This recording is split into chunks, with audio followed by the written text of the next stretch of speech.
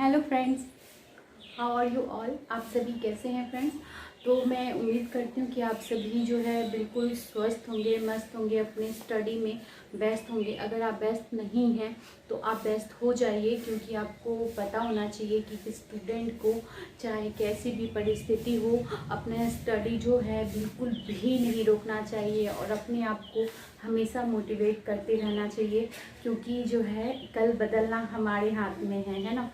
तो आज जो है मैं आप लोगों को इंडियन ज्योग्राफी कराने वाली हूँ। इंडियन ज्योग्राफी का इसके पहले मैंने बिहार बोर्ड का 1 और 2 चैप्टर करवाया था, और मैं बिहार बोर्ड का इसलिए बोल रही हूँ कि मैं बिहार बोर्ड का भी करवा रही हूँ। और ये जो इंडियन ज्योग्राफी का जो मैं आपको करवाऊँगी आज, वो आप सभी के कॉम्पिटिटिव एग्ज़ाम के लिए तो इम्पॉर्टेंट होगा ही। और ये बिहार बोर्ड का क्लास 9 का जो है चैप्टर 3 है, अपवाह तंत्र। तो अपवाह तंत्र के बारे में हम लोग देखते हैं।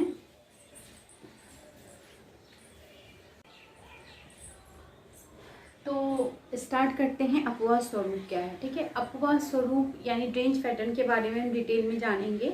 अगर आपने मेरे चैनल को अभी तक जियो एजुकेशन गुरु को सब्सक्राइब नहीं किया है स्टूडेंट, तो आप प्लीज़ सब्सक्राइब करके बेल आइकन दबा दीजिए, ताकि जब जब मैं वीडियो अपलोड करूँ आप तक मेरी नोटिफिकेशन पहुँच सके। नोटिफिकेशन बेल ज़रूर दबा देना।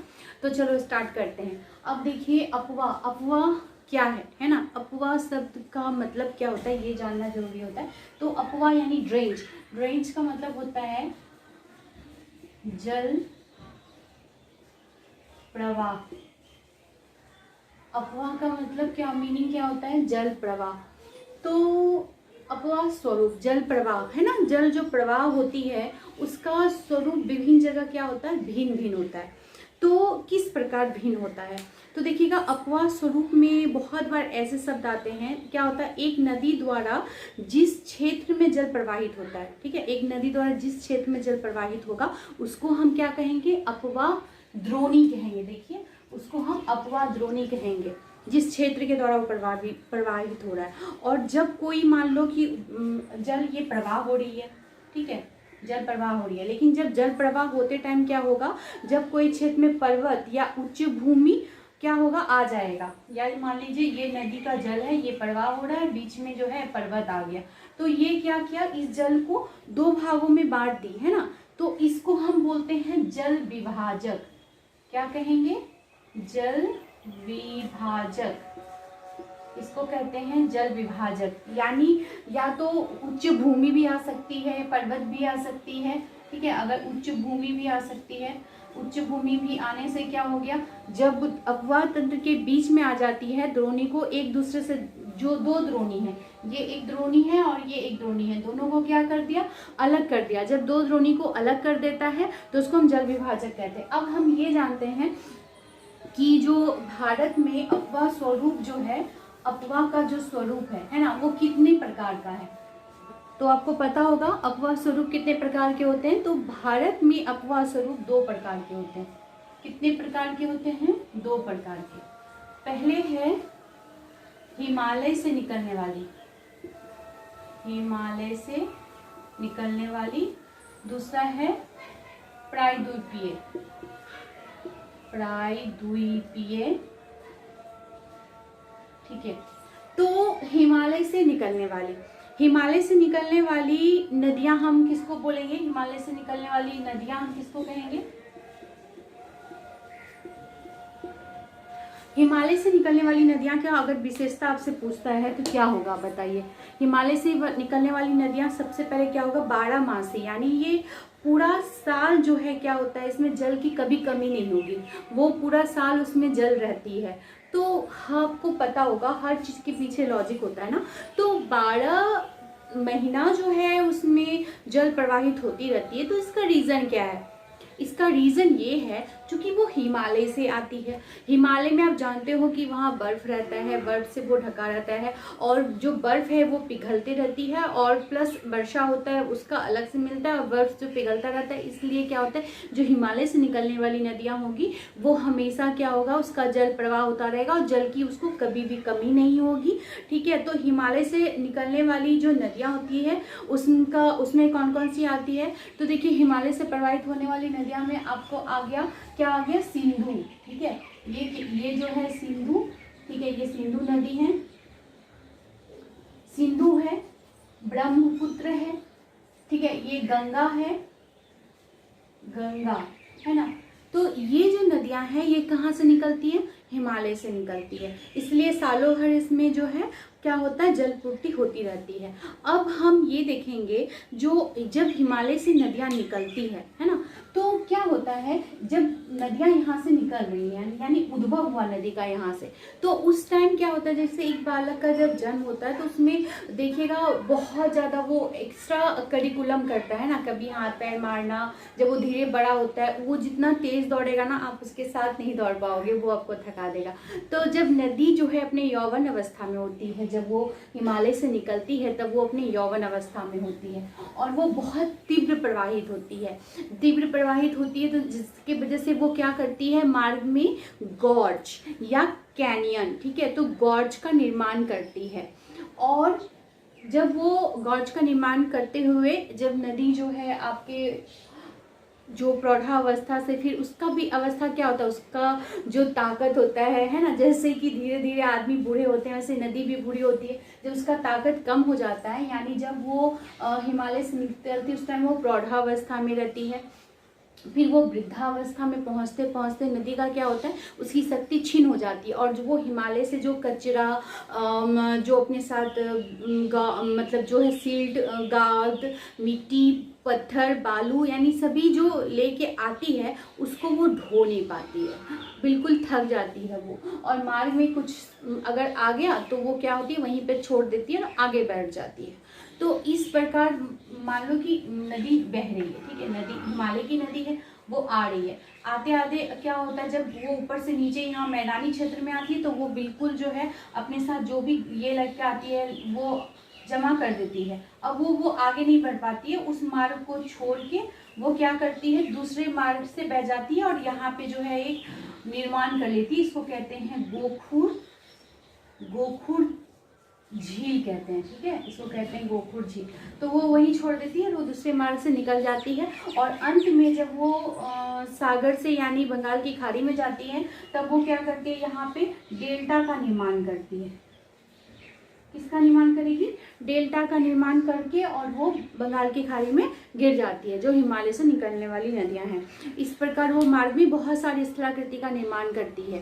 ठीक, नेक्स्ट हम लोग चलते हैं प्रायद्वीपीय नदियां। अब ये प्रायद्वीपीय नदियां क्या होती है, प्रायद्वीपीय नदियां किसको कहेंगे, तो अब देखिए प्रायद्वीपीय नदियां की क्या विशेषता है। तो ये तो थी हिमालय से निकलने वाली नदियां, अब ये जो क्षेत्र है ये हो गया प्रायद्वीप से निकलने वाली नदियां। तो प्रायद्वीप से निकलने वाली नदियां में क्या होगा, यहाँ पे आपको सालों भर जलापूर्ति नहीं होती है, सालों भर जल नहीं रहती है, जल की जो है वो कम जाता है। तो इसका रीज़न भी है, इसको जो है जल की आपूर्ति कहाँ से होती है, वर्षा से होती है। जब वर्षा होती है तब इसको जल की आपूर्ति होती है, फिर क्या होता है कि इसका जो है जल कम जाती है और लाइक नाला टाइप का ये बहने लगती है। ठीक है, तो ये है प्रायद्वीपीय नदियाँ की विशेषता। और इसमें जो है, और ये जो प्रायद्वीपीय नदियाँ होती है वो बहुत सारी बंगाल की खाड़ी में जाके गिरती है। अब भारत की प्रमुख नदियों के बारे में हम बात करेंगे डिटेल में एक एक करके। तो जब से मैंने आपको बता दिया कि ये दो प्रकार की नदियाँ होती हैं, अब डिटेल में हम बात करेंगे भारत की नदियों के बारे में। तो सबसे पहले किसका नाम आता है, देखिए सिंधु। तो सिंधु नदी जो है, इसका ये नदी क्या है, ये भारत का विशालतम नदियों में आता है। लेकिन क्या होता है, ये सिर्फ भारत में प्रवाहित नहीं होती, आपको पता होगा। ये तिब्बत के मानसरोवर यहाँ से निकलती है और यहाँ पे चीन है, यानी चाइना से होते हुए ये भारत में आती है। देन यहाँ पाकिस्तान है, पाकिस्तान में प्रवेश कर जाती है। अब क्या है कि ये इतना लंबा मार्ग तय करती है, ठीक है, और ये जो है पाकिस्तान में पहुंच जाती है। तो इसका नदी का प्रवाह क्षेत्र लगभग कितना है, 250 वर्ग किलोमीटर है। वर्ग किलोमीटर कितना है, 250 वर्ग किलोमीटर में फैला हुआ है। इसमें जो है आपके कुछ जैसे कि जार्स्कर, नुब्रा, स्योंग जो है, हंजा जैसे प्रमुख सहायक नदियां हैं इसके। किसके? सिंधु नदी के। और इसकी जो है क्या होता है, लद्दाख में सिंधु नदी क्या करती है, गार्ज का निर्माण, आपको पता होगा यहाँ पे लद्दाख है और यहाँ पे वो गार्ज का निर्माण करती है। किसका निर्माण करेगी, गार्ज का निर्माण करती है। ठीक है, तो जैसे कि आपको पता होगा गिलगित गार्ज उसको कहते हैं। यहाँ पे जो गिलगित गार्ज है ये बहुत प्रसिद्ध है, जिसका निर्माण करती है यह। सिंधु में कौन सा गार्ज है, गिलगित, लिखना पड़ेगा गिलगित। लद्दाख में कौन सा सिंधु नदी गार्ज बनाती है, गिलगित गार्ज बनाती है। ठीक है, और ये पर्वतीय क्षेत्र से बाहर निकल के आ जाती है और फिर ये क्या होती है, यहाँ पे पाकिस्तान में क्या होता है, मिठानकोट के समीप जो है ये आ जाती है ना। अटक पर्वतीय क्षेत्र से बाहर निकलती है ना, अटक पर्वतीय क्षेत्र से बाहर निकलकर मिठान में आती है और पाकिस्तान से होते हुए जो है अरब सागर में क्या हो जाती है, गिर जाती है। और आपका बता दें इसकी जो समीप जो नदी है वो क्या क्या है, सतलुज है, ब्यास है, रावी है, झेलम है। ठीक है, ये सब नदी क्या होती है, ये सब सिंधु नदी से मिल जाती है। ठीक, अब मैं आपको बताऊं ये जो इसका जो प्रवाह मार्ग है ये क्या हो जाती है ना, ये देखो ये इसका प्रवाह मार्ग अगर पूछेगा तो ये दक्षिण है और पश्चिम है, यानी इसका प्रवाह मार्ग दक्षिण पश्चिम है। क्या है, सिंधु नदी का प्रवाह मार्ग दक्षिण पश्चिम से प्रवाहित होते हुए ये आ जाती है। आपको पूछ सकता है कि इसका प्रवाह मार्ग जो है क्या है, और ये लगभग जो है इसका जो है भारत में लगभग 1/3 1/3 जो है ये भारत में प्रवाहित होती है। ठीक है, जिसमें आपका कौन कौन सा राज्य आ जाता है, जम्मू कश्मीर, आपको पता होगा कि यहाँ जम्मू कश्मीर है, हिमाचल प्रदेश है और यहाँ पे पंजाब है, यानी इन सारे राज्यों में ये प्रवाहित होती है। और इसकी लंबाई टोटल जो है कितना है, 2900 किलोमीटर है ना, 2900 किलोमीटर जो है टोटल इसकी लंबाई है, किसकी, सिंधु नदी की। ठीक, अब हम आ जाते हैं अपनी गंगा नदी पे।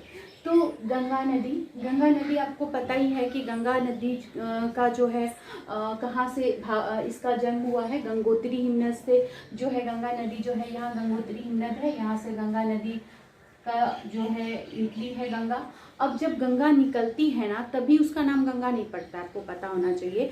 इस नदी का मुख्य धारा को हम भागीरथी कहते हैं। क्या कहते हैं, भागीरथी। यहाँ पे हम इसको भागीरथी बोलेंगे, भागीरथी। ठीक है, यहाँ पे इसको हम भागीरथी बोलेंगे। अब देखिए जब भागीरथी क्या करेगी, जब भागीरथी की उत्पत्ति हिमालय के गंगोत्री हिमनद से हुई, गंगा का नहीं होता बल्कि भागीरथी का उत्पत्ति गंगा के गंगोत्री या गोमुख से हुआ है। अब ये अलकनंदा यानी उत्तराखंड में जो है अलकनंदा स्थित देवप्रयाग में जो है क्या होती है, देवप्रयाग में ये भागीरथी से मिल जाती है। अलकनंदा से मिल जाने के बाद जो है देवप्रयाग में, यहाँ इसका नाम क्या पड़ जाता है, यहाँ इसका नाम गंगा पड़ जाता है। ठीक है, अब हम देखिए गंगा की जो है टोटल, गंगा जब अपने उत्पत्ति से और जहाँ इसका गंगा सागर में आके ये मिल जाती है, इसकी टोटल लंबाई पूछता है बहुत बार, तो इसका लंबाई क्या होगा बताइए, 2525 किलोमीटर। 2525 किलोमीटर इतनी दूरी ये तय करके आती है। आपको मतलब दूरदर्शन जो है जिसका Doordarshan national channel, Doordarshan channel है, उस पर जो है कुछ दिन पहले अक्सर ये प्रोग्राम चलाया जाता है नमामि गंगे का। तो आपको पता होगा कि ये जो है केंद्र सरकार का जो है ये भी था आपका स्कीम था, नमामि गंगे को साफ करना। तो उसमें जो है ना नमामि गंगे में बहुत दूरदर्शन चैनल में ना बहुत बार ना बहुत अच्छी चीज़ दिखाया जाता है। कभी कभी आप लोग ज़रूर उस चैनल को खोल के देखा करो जो स्टूडेंट हो, क्योंकि आपको पता ही होगा मैंने स्कीम्स में पढ़ाया ही था जो ये स्वयं प्रभा वगैरह है, तो इसमें जो चैनल्स वगैरह ये फ्री है और ये हमारे टीवी पे आती है डायरेक्ट, तो आप कभी कभी खोल के पढ़ो, बहुत अच्छी चीज़ें बताई जाती है। तो देखिए इसमें नमामि गंगे में ना स्टार्टिंग से यानी गंगा का जहाँ से जन्म हुआ और जाके वो गंगा सागर में मिलती है जहाँ पे, वो टोटल आते हुए किन किन राज्यों से आती है और उसका मतलब उन राज्यों में उसकी वजह से, गंगा के वजह से क्या क्या मतलब खेती होती है, क्या क्या पैदावार होती है, क्या लाभ है, ये सभी चीज़ को पूरे डिटेल में दिखाया गया और बहुत ही अच्छी तरह से। एक बार अगर आप देख लोगे तो कभी नहीं भूल पाओगे। कितना गंगा का हमारे जीवन में महत्व है ये आपको पता चलेगा, बहुत ज़्यादा महत्व है। अगर गंगा नहीं है तो अस्तित्व ही नहीं है हम लोगों का। ठीक है, तो चलिए मैं आपको, मुझे लगा बताना ज़रूरी है, पढ़ाई के साथ साथ ये सब चीज़ भी ज़रूरी होता है ना। तो अगर ऐसा हो तो ज़रूर देखो। ठीक है, तो चलिए हम ये चलते हैं। अब गंगा जो है आपको मैंने बता दिया। गंगा के बाद अब गंगा जो है इस प्रकार से प्रभावित होती है। अब हमारा क्या है यहाँ पे, क्या कौन सी नदी है, ब्रह्मपुत्र, है ना। अच्छा, तो मैं आपको ये बता दूं, जो गंगा जब यहाँ पे आती है ना, तो बंगाल के पास जो है ये डेल्टा बनाती है। ठीक, जिसका पूछता भी है कौन सी डेल्टा, सुंदरवन का डेल्टा। यहाँ पे जो डेल्टा बनाएगी उसका नाम होगा सुंदरवन का डेल्टा। और ये जो सुंदरवन का डेल्टा है, तो यहाँ पे जो है ब्रह्मपुत्र भी आके मिलती है। ठीक है, ऐसा नहीं है, जिसको हम लोग जो है, जब गंगा और ब्रह्मपुत्र आपस में मिल जाती है तो उसको हम लोग मेघना कहते हैं। क्या बोलते हैं, मेघना। गंगा और यमुना जब यहाँ गंगा और जो ब्रह्मपुत्र मिलेगी तब उसको हम मेघना बोलेंगे। और ये दोनों मिलके यहाँ पे जो है एक डेल्टा का निर्माण करती है, जिसका नाम है सुंदरवन का डेल्टा, जो सबसे बड़ी डेल्टा में आती है। और इसकी जो है, आप जानते हो कि सुंदरवन की डेल्टा विभिन्नताओं से भरा पड़ा हुआ है। ठीक है, अब हम देखते हैं ब्रह्मपुत्र नदी। तो देखिए, ब्रह्मपुत्र नदी की उत्पत्ति मैंने आपको बताया कि तिब्बत स्थित यहाँ जो है मानसरोवर, तिब्बत स्थित यहाँ पे है मानसरोवर।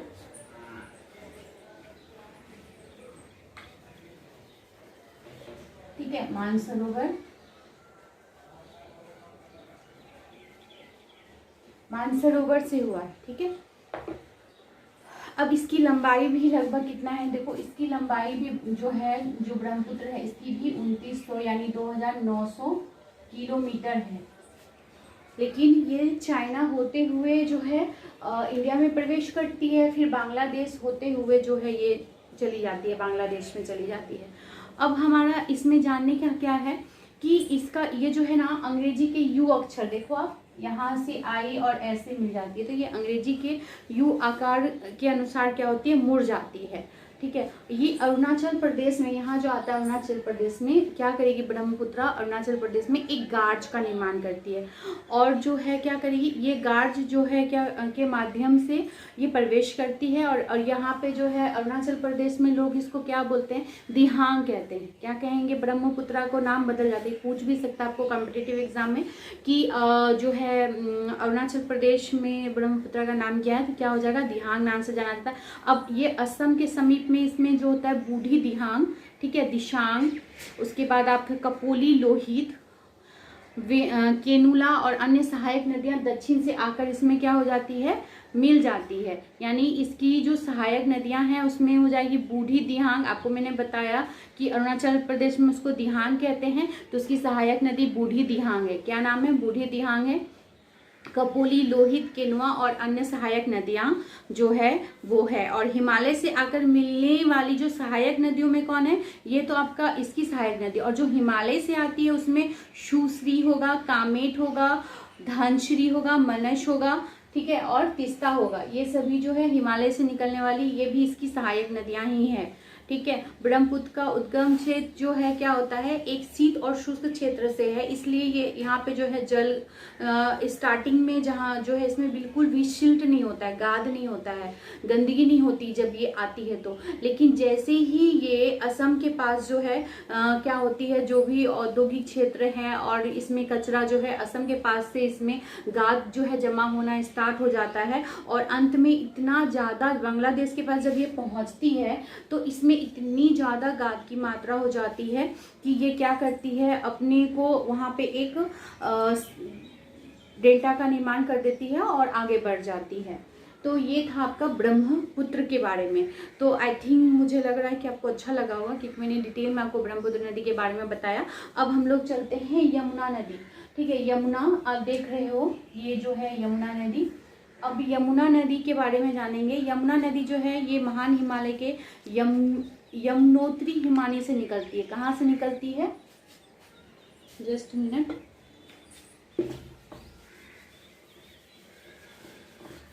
यमुना जो है यमुनोत्री से निकलती है।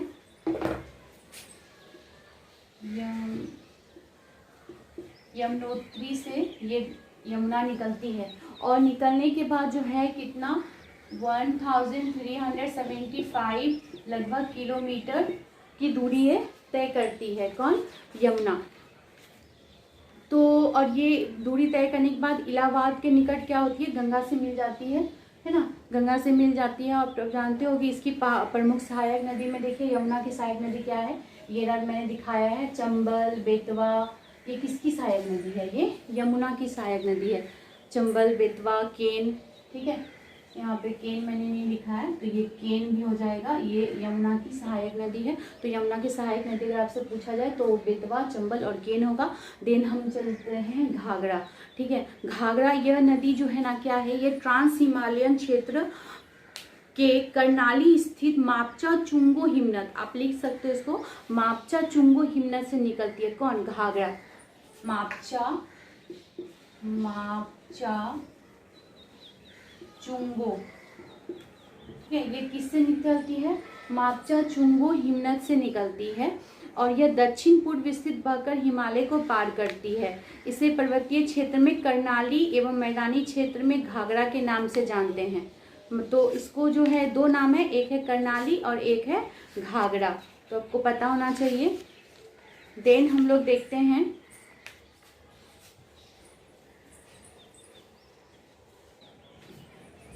तो आप ये देख पा रहे हो कि ये जो है, ठीक है, ये आपका हमारे इंडिया का मैप है। तो मैं मैप में भी आपको दिखा रही हूँ। आप जानते हो कि भारत की नदियों को दो भागों में बांटा गया, मैंने अभी आपको बताया।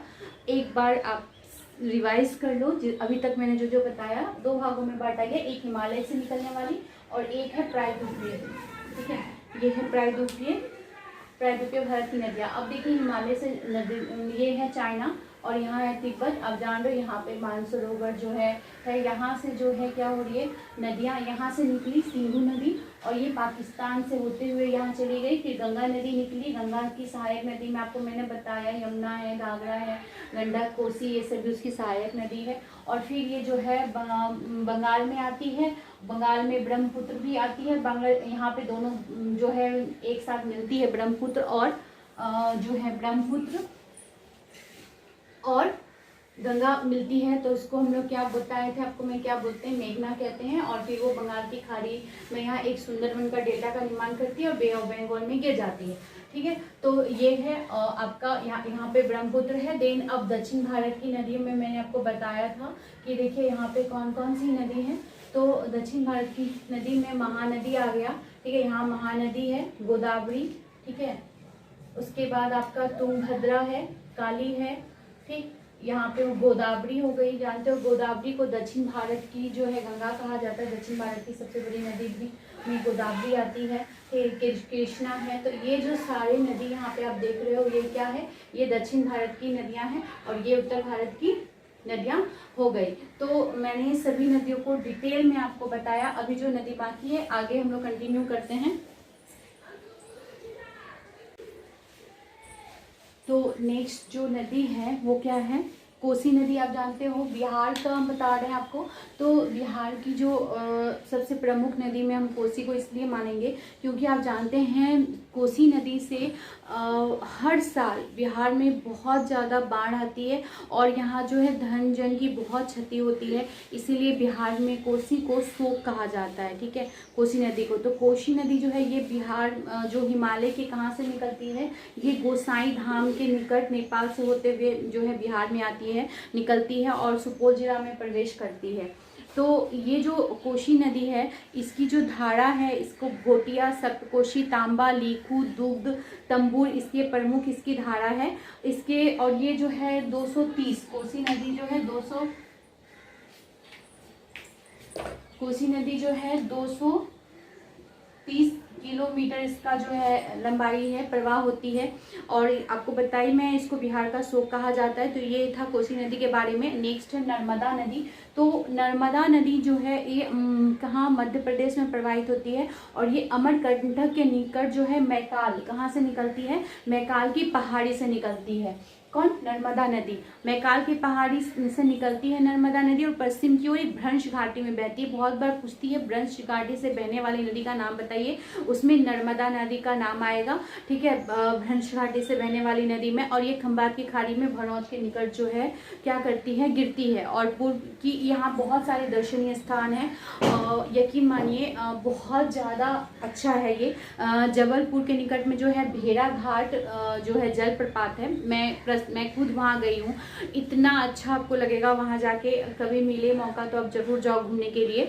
तो धुआंधार प्रपात है यहाँ पे नर्मदा नदी से, ये जो धुआंधार प्रपात है, भेड़ा घाट है, ये बहुत बड़ा प्रपात है, जलप्रपात है। तो यहाँ पे आपको बहुत ज़्यादा अच्छा भी लगेगा। तो ये अगर पूछा जाए कि कहाँ पे है भेड़ा घाट या धुआंधार जलप्रपात, तो ये जो है आपका कहाँ है? मध्य प्रदेश में है, जबलपुर में है। और इसमें जो है इसकी जो है टोटल लंबाई कितनी है? तो 1312 किलोमीटर है। ठीक है, इसकी लंबाई किसकी? आपकी नर्मदा की लंबाई।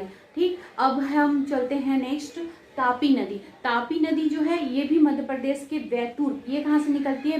मध्य प्रदेश के बैतूल जिला में स्थित सतपुड़ा की पहाड़ी से निकलती है। आपको पता होगा कि ये मध्य प्रदेश है, यहाँ पे सतपुड़ा की पहाड़ी है और यहाँ से जो है सतपुड़ा की पहाड़ी से ये निकलती है तापी नदी। ये पश्चिम की ओर बहने वाली नदियों में आती है और गुजरात की जो साबरमती और माही है ये प्रमुख है। ठीक है, इसकी सहायक नदी में साबरमती और कौन है? माही। ये गुजरात में बहती है ना, और अरब सागर में गिरती है। कहाँ गिर रही है? देखो आप, ये अरब सागर में गिर जाती है। यहाँ पे अरब सागर है। तो ये जो है आपको पता होगा कि यहाँ पे राजस्थान में एक नदी है लूनी नदी, जो राजस्थान के जो राजस्थान में ही विलीन हो जाती है, वो गिर नहीं पाती है, क्योंकि आप जानते हैं राजस्थान का वेदर कैसा है, और इसलिए जो है वो पानी राजस्थान में जो बहती है उस नदी का नाम आपका क्या है ये भी बता दूँ, पूछता है बहुत बार। इसका नाम है लूनी। क्या है? लूनी। अब हम इधर का देख लेते हैं महानदी। हम लोग प्रायद्वीपीय भारत का देख रहे हैं। महानदी ये प्रायद्वीपीय भारत में जो है बंगाल की खाड़ी में गिरती है। क्योंकि महानदी यहाँ है तो कहाँ गिरेगी? बंगाल की खाड़ी में गिरने वाली तीसरी सबसे बड़ी लंबी नदी में आती है।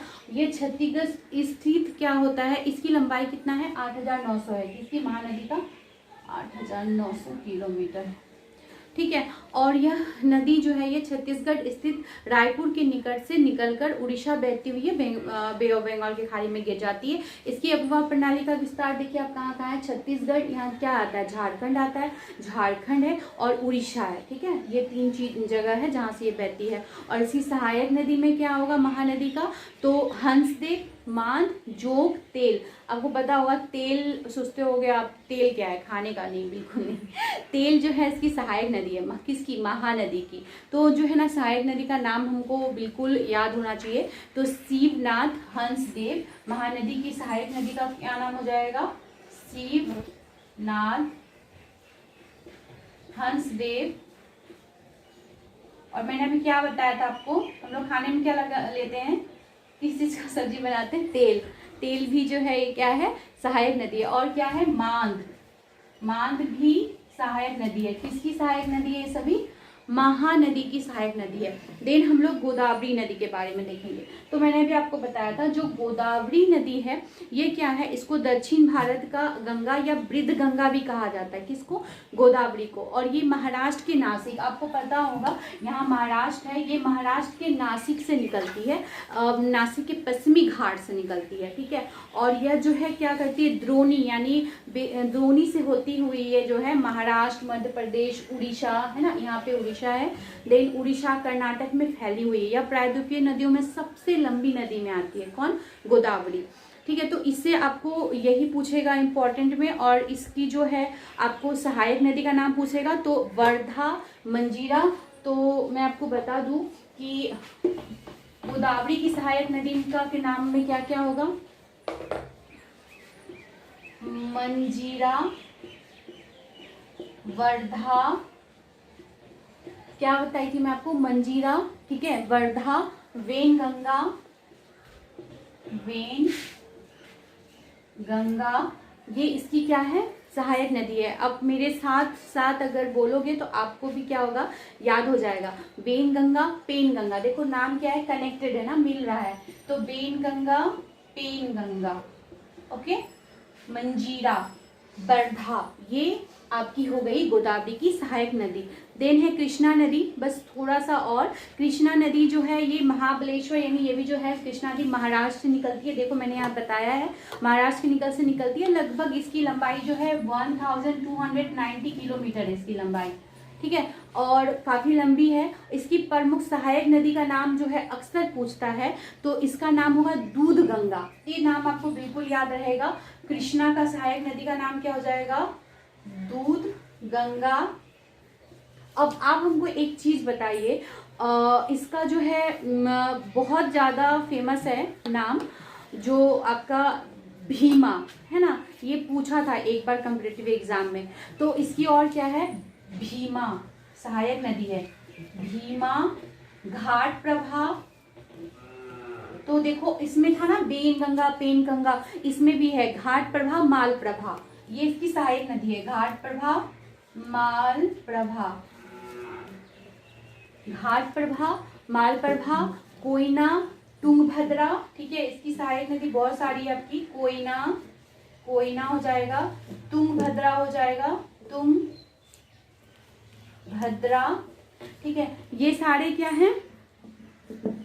किसकी सहायक नदी हैं? कृष्णा नदी के। देन कावेरी के बारे में देखते हैं। यहाँ आप देख रहे हो सबसे साउथ में कावेरी की उत्पत्ति जो है पश्चिमी घाट स्थित ब्रह्मगिरी पहाड़ी से हुई है। कहाँ से हुई है इसकी? ब्रह्मगिरी पहाड़ी से जो है कावेरी नदी का क्या हुआ है? उत्पत्ति हुई है। और इसकी लंबाई लगभग 760 किलोमीटर है। कितना? इस नदी का अपवा बेसिन तमिलनाडु केरल, देखो आप तमिलनाडु केरल कर्नाटक राज्य में फैला हुआ है। इसकी प्रमुख सहायक नदी क्या है? अमरावती, ठीक है, क्या है? अमरावती, भवानी, हेमावती। तो देखिए नाम सब ना मिल रहा है ना, अमरावती हेमावती। तो ये आपका जो है, जस्ट मिनट, आप ना फ्रेंड्स आप नोट्स करते चलोगे ना साथ साथ स्टूडेंट, तो क्या होगा ना, आपको हमेशा के लिए ये याद रहेगा, ठीक है। तो कावेरी का जो है अमरावती, क्या मैं बताई? अमरावती, ठीक है, अमरावती। और मैं आपको क्या बताई? भवानी, भवानी, हेमावती, हेमावती, ये सब किसकी सहायक नदी है? कावेरी की। किसकी है? कावेरी की सहायक नदी है। तो ये था आपका, उसमें और भी है, लोंग पावनी है, अकावली है, लक्ष्मण तीर्थ, काविनी है, ठीक है, ये सब भी है। अतः ये तमिलनाडु स्थित क्या है? कुडलू के दक्षिणी बंगाल की खाड़ी में मिल जाती है। तो ये था। अब मैं आपको बता दूं, शिव समुद्रम जलप्रपात जो है भारत का दूसरा सबसे बड़ा जलप्रपात है। क्या नाम है इसका? शिव समुद्रम। और जो कावेरी नदी पर है। शिव समुद्रम किस पे है? कावेरी नदी पर है। इस जलप्रपात के बिजली घर से क्या होता है ना, मैसूर और जो कोलार स्वर्ण क्षेत्र है वहां पे विद्युत प्रदान किया जाता है। अब हम चलते हैं जलाशय यानी झील। तो आपको पता ही होगा कि जलाशय और झील का निर्माण कैसे होता है। तो कुछ जलाशय और झील है जो अक्सर एग्जाम में पूछा जाता है। तो कश्मीर स्थित डल तथा बुलर, नैनीताल,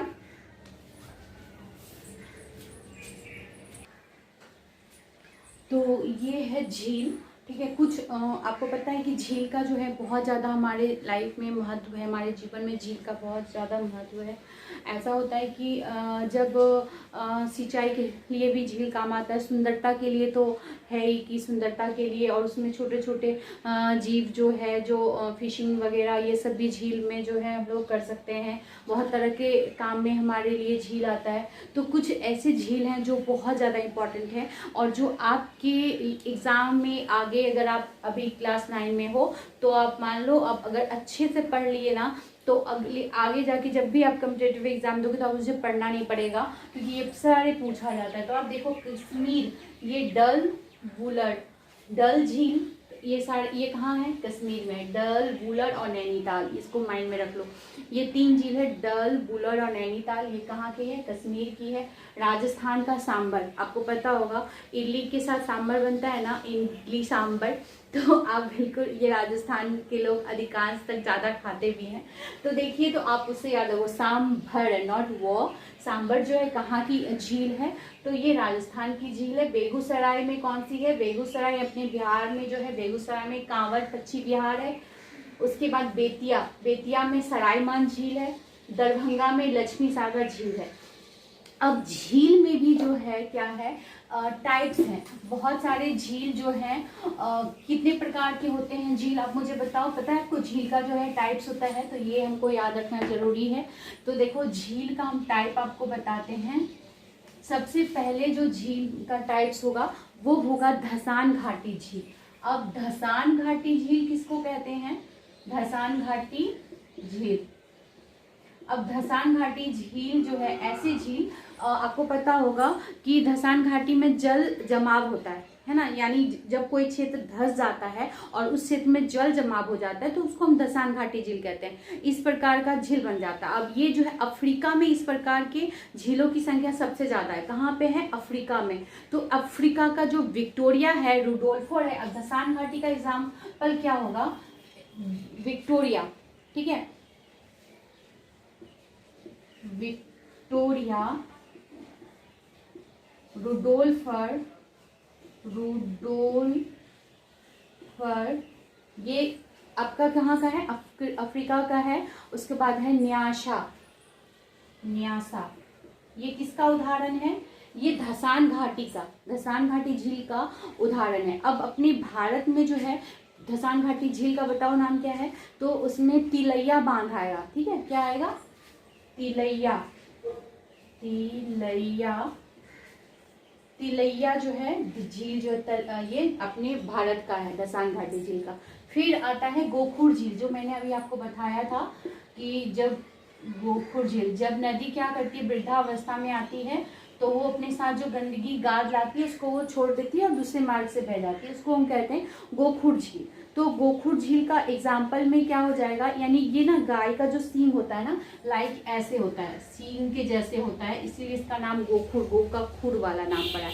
तो गोखुर झील का जो एग्जाम्पल वो क्या होगा? तो ये जो है ना बेतिया का जो सरायमान है, ठीक है, या बेगूसराय का जो कांवड़ झील है, ये दोनों है। यानी आपका जो बेगूसराय का सरायमान, ठीक है, सरायमान, ये कहाँ पे है? सरायमान बेगूसराय में है। और कांवड़ झील, सॉरी, सरायमान जो है आपका बेतिया में है। कहाँ पे? बेतिया में है। कौन? सरायमान। और जो आपका कांवड़ झील पड़ेगा, ये है कांवड़ झील, ये है बेगूसराय में, ठीक है। ये है गोखुर झील का उदाहरण। नेक्स्ट है क्रेटर झील। क्रेटर झील किसको कहते हैं? तो आपको पता होगा, जब ज्वालामुखी आती है तो ज्वालामुखी क्रिया, जब ज्वालामुखी की क्रिया होती है, ठीक है, लाइक ज्वालामुखी की क्रिया हुई, और जब ज्वालामुखी, आपको पता है जब इधर से राख निकल जाती है, जो ये निकल जाने के बाद जब इसका मुंह क्या होता है ना, शांत हो जाता है, यानी जो सक्रिय नहीं बल्कि जो निष्क्रिय ज्वालामुखी होगा, यानी जहाँ से ज्वालामुखी होने की संभावना नहीं होती है, तो यहाँ पे एक जो है क्या होता है, इसके मुंह पे जो है एक गड्ढा टाइप का बना हो रहा था, उसमें पानी का जमाव हो जाता है। और ये जो गहराई काफी होता है इसका, और ये जब गहराई में पानी जमा हो जाता है तो लाइक एक झील के जैसा बन जाता है। इसको जो है हम क्या बोलेंगे? क्रेटर। इसके मुंह को क्रेटर कहते हैं, इसमें जल जम जाता है, इसलिए इसको क्रेटर झील कहते हैं। तो देखिए, क्रेटर झील का एग्जाम्पल क्या होगा? बोलीविया। अब जहाँ जहाँ ज्वालामुखी आती है लाइक वहाँ पे होगा ही होगा। अब बोलीविया का जो टीटीकाका है, क्या है? बोलीविया का टीटीकाका, इसका उदाहरण हो जाएगा क्रेटर का, क्रेटर इसका होगा बोलीविया, बोलीविया, ठीक है। तो इसका क्या हो जाएगा? बोलीविया, टीटीकाका, टीटीकाका, ठीक। यहाँ पे जो है ये उदाहरण है। और भारत में कहाँ पे? लोनार। भारत में अगर पूछेगा क्रेटर झील का तो लोनार हो जाएगा, ठीक है, लोनार। ये है भारत का क्रेटर झील का उदाहरण। फिर आपका आता है लैंगून झील। तो अब जो है क्या आ जाएगा? लैंगून, लैंगून, लैंगून झील। लैंगून झील किसको कहते हैं? तो स्पीड तथा रोधिका के द्वारा यानी समुद्र के द्वारा क्या होता है, जब पानी जो है आगे तक आती है देन वो जब उसका पीछे की ओर बह जाती है तो वहाँ पे एक झील का निर्माण हो जाता है जिसको हम रंगून झील कहते हैं। तो रंगून झील का उदाहरण भारत में अगर पूछेगा आपको तो सबसे यहाँ पे जो है यहाँ पे है क्या है, चिल्का झील। और ये जो है उड़ीसा में पड़ता है। मैं प्रस्थनी चिल्का झील गई हूँ, इसमें बहुत सारे डॉल्फिन हैं और ये बहुत अच्छा है, बहुत विशाल झील है और ये बहुत ही सुंदर भी है। अगर लाइफ में मौका मिले तो जाओ घूमो, ठीक है। तो ये जो है आपका ये रंगून का उदाहरण में होगा चिल्का झील और ये मीठे पानी का झील है, ठीक है। उसके बाद होता है अवरोधक झील। अवरोधक झील तो आप जानते हो, जब दो पर्वतीय क्षेत्र में क्या होता है, जब अवरोध पैदा हो जाता है भूस्खलन के कारण और वहाँ पानी जमा हो जाएगा तो उसको हम अवरोधक झील बोलेंगे, ठीक है। देन है हिमानी झील, ठीक है, अवरोधक झील और फिर आपका हिमानी झील आ जाएगा।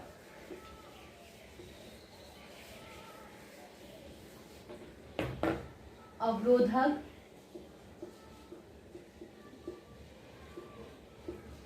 फिर आपका हो जाएगा हिमानी। हिमानी जो होगा ये किसके द्वारा होगा, बर्फ के द्वारा, है ना।